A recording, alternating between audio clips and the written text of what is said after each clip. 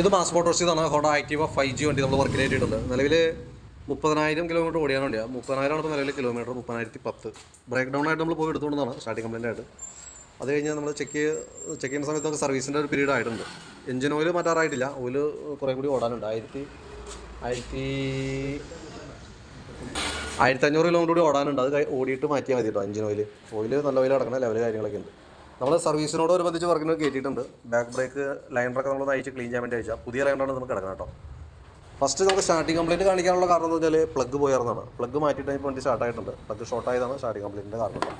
അതിപ്പോഴത്തെ ഒരു പെട്രോളിൻ്റെ ക്വാളിറ്റിയൊക്കെ ഒരു പ്രോബ്ലമാണ്. അപ്പോൾ അതും പ്രകാരം വന്നാണ് ഷോർട്ടേജ് കാണിച്ചതാണ് കേട്ടോ.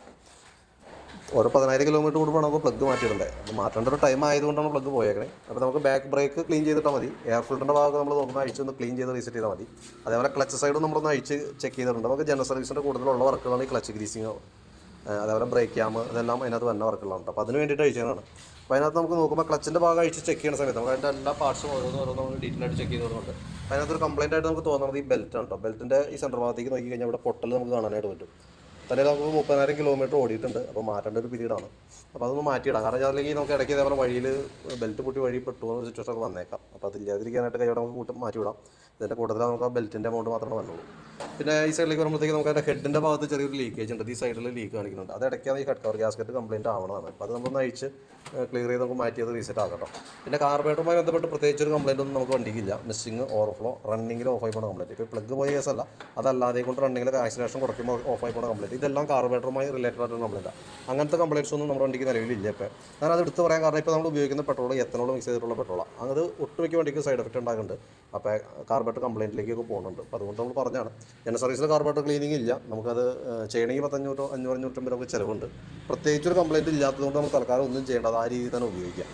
എന്തെങ്കിലും ഒരു കംപ്ലൈൻറ്റ് കാണിച്ചിട്ട് അയച്ചാൽ മതി കേട്ടോ. പിന്നെ ഫ്രണ്ട് പുഷുകളൊക്കെ നമ്മൾ ഗ്രീസ് ചെയ്യാൻ വേണ്ടിയിട്ട് അയച്ചിട്ടുണ്ട്. അപ്പോൾ അത് അഴിച്ച് ഗ്രീസ് ചെയ്ത് റീസെറ്റ് ചെയ്യുന്നുണ്ട്.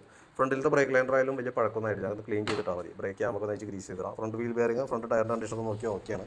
ബാറ്ററി 2024 മോഡൽ ബാറ്ററിയാണ്. നമ്മുടെ ബാറ്ററി 12 വോൾട്ട് 4 ആമ്പിയറിൻ്റെ ബാറ്ററി ഉണ്ടോ.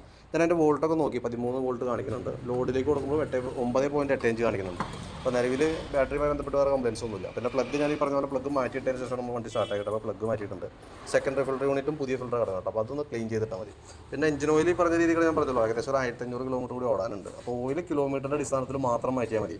നേരത്തെ മാറ്റിയിട്ട് പ്രത്യേകിച്ച് ഉപകാരമൊന്നുമില്ല. പക്ഷേ നമുക്ക് പീരിയോഡിക് സർവീസ് വന്നത് കറക്റ്റ് ടൈമാണ്. അതൊരു 4 മാസം കൂടുമ്പോൾ നമ്മൾ ചെയ്യേണ്ടത് അതിൻ്റെ ടൈമാണ്. അപ്പോൾ അതുകൊണ്ട് നമ്മൾ സർവീസ് ചെയ്ത് വിടണം കേട്ടോ. അപ്പോൾ സർവീസ് വാഷിംഗ് എല്ലാം കൂടിയിട്ട് നമുക്ക് അതിനകത്ത് ചെയ്തിറക്കാം. അപ്പോൾ ഞാൻ അതിൻ്റെ ഏകദേശം ഒരു എസ്റ്റിമേറ്റ് നോക്കിയിട്ട് അതിൻ്റെ ഡീറ്റെയിൽസ് വാട്സപ്പിലേക്ക് ഇട്ടേക്കാം. വീഡിയോ കണ്ടു നോക്കിയിട്ടൊന്ന് റിപ്ലൈ ഇട്ടേക്കാം.